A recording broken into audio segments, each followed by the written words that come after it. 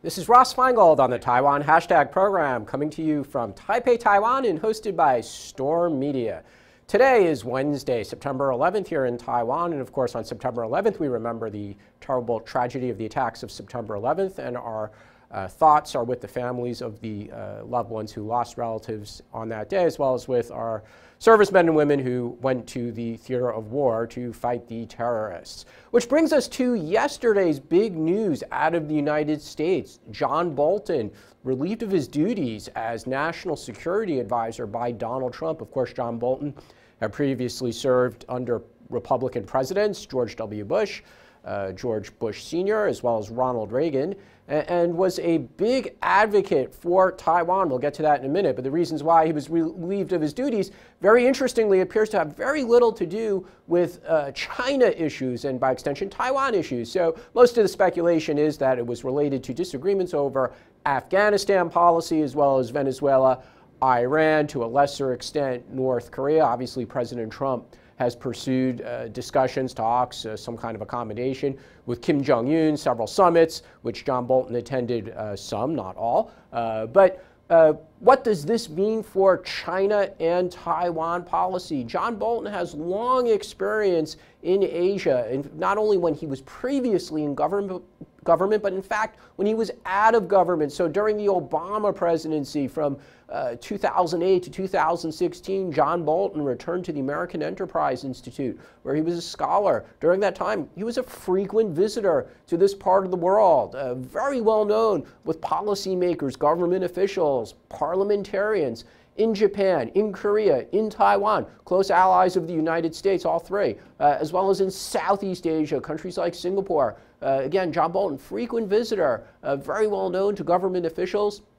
And of course, John Bolton supports a very robust presence in Asia as a counterweight to China. So for many years, people thought that the Obama administration, and earlier even the Bush administration, and certainly the Clinton administration, were not doing enough to counter China's growing military and other activities throughout Asia, both in Northeast Asia, where we are here in Taiwan, as well as in Southeast Asia, on the South China Seas, China's militarization of islands. A lot of criticism that past U.S. presidents were not doing enough.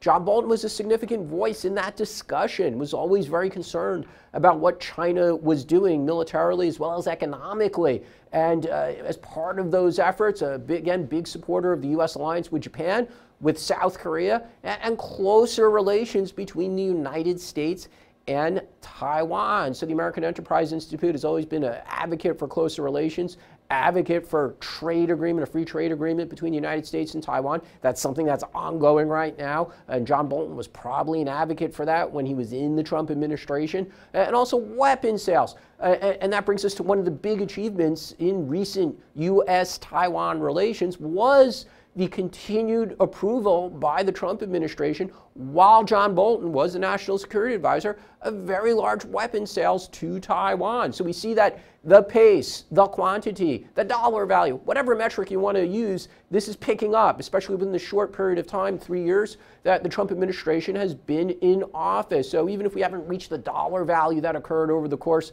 of the Obama administration, that was over 8 years, 2 terms. Within a short period of time, the Trump administration is already approaching that number. And most significantly was recent week's news about the agreement by the United States to sell to Taiwan 66 F-16V fighter jets. Is something that Taiwan had pursued under previous presidents, Ma Ying-jeou, Chen Shui-bian. President Obama had only approved an upgrade to Taiwan's older fleet of F-16s, which were sold or agreed to be sold in 1992 and delivered over the course of the 1990s. So those planes were in desperate need of an upgrade, which President Obama agreed to do, but he didn't agree to the sale of new aircraft. John Bolton, National Security Advisor in the Trump administration, was a voice for approving that sale. And there was a lot of speculation that maybe Trump was moving slow. A lot of news stories over the last few months.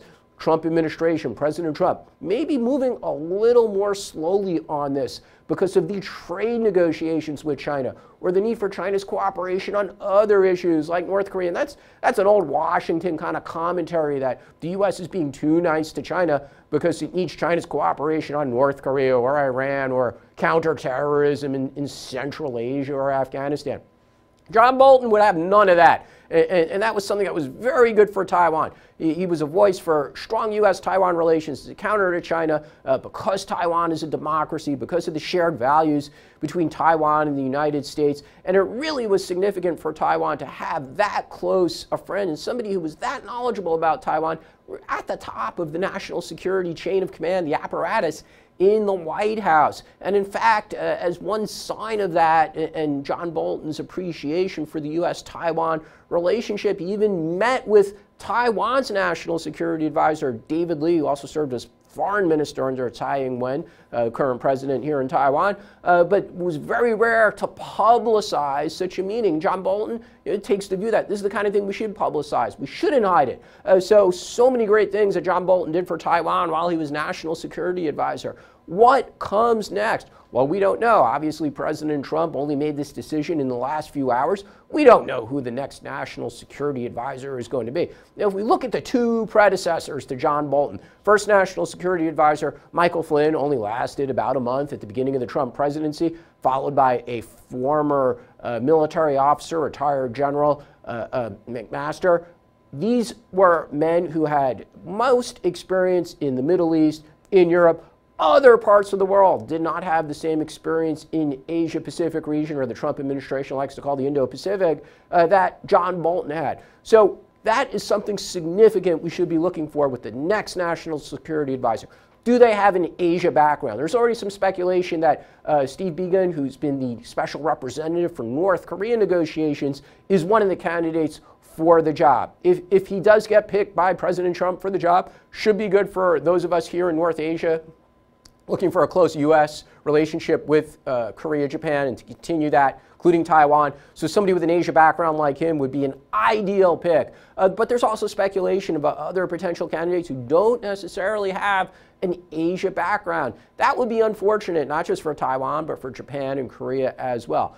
So first, we'll be looking at who gets picked for the job. Second, we'll be looking at, do they have an Asia background? Third, even if they have an Asia background, do they have a specific background or experience with Taiwan? Have they been here before? And that's really, really important. If you get somebody who's never even been to Taiwan or never engaged with the current government of Taiwan in any kind of scholarly, academic, let alone official capacity, obviously that would be detrimental to Taiwan's interest because the new person would have to get up to speed on the Taiwan-specific issues. And there are, of course, great professionals. There are great career officials as well as political appointees at the National Security Council who are familiar with Taiwan issues. But it wouldn't be the same if the National Security Advisor does not have that on-the-ground experience, having visited here in Taipei in the past, especially because it's so difficult still for Taiwan government officials to visit Washington, D.C., especially defense or security-related officials.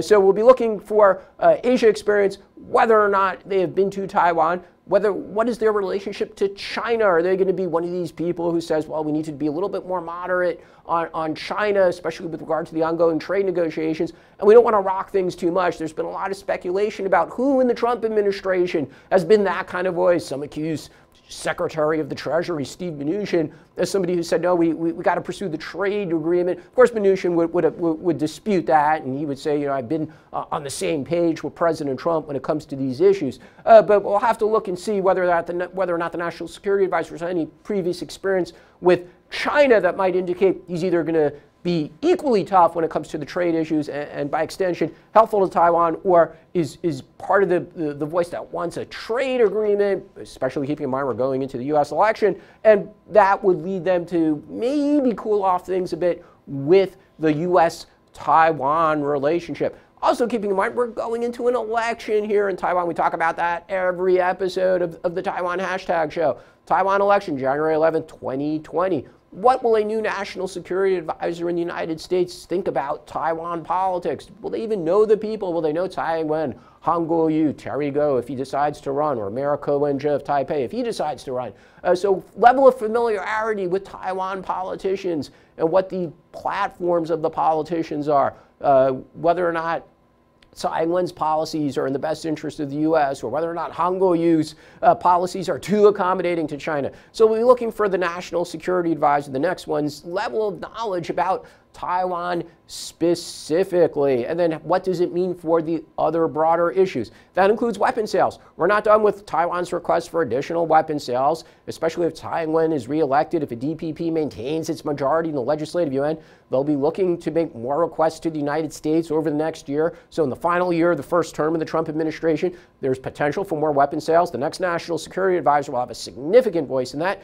Free trade agreement, as I mentioned, Taiwan is pursuing that. They desperately want the U.S. to enter into free trade agreement negotiations with Taiwan, and the National Security Advisor will probably have some say in that because of the security implications and the obvious reaction from China that might occur.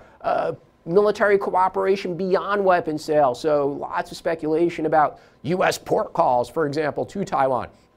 Again, something a National Security Advisor will be very much involved in. So a moment of doubt, I would say, for the Taiwan-U.S. relationship, because we're going to be going from a National Security Advisor who was such a great friend to Taiwan to a mystery. And we'll know that in the coming days, and we can analyze that on a future program, who will be John Bolton's replacement. President Tsai and her team, what is their reaction going to be? We'll be looking for that in the coming days here in Taiwan, because they were so well known and so familiar with John Bolton. And again, they had met him many times on their visits to Washington when they were in opposition between 2008 and 2016. And of course, they met John Bolton when he would come here. So a lot of personal relationships for the current government here in Taiwan is now lost. And again, if we look at the preceding examples of National Security Advisors who weren't that familiar with Taiwan, it is not helpful for U.S. Taiwan relations. So there's going to have to be some effort from the government of Taiwan to make up for what's been lost with the departure of John Bolton from the Trump administration, and the onus will be on them to do that. I'm Ross Feingold. You've been watching the Taiwan Hashtag program on Storm Media Group.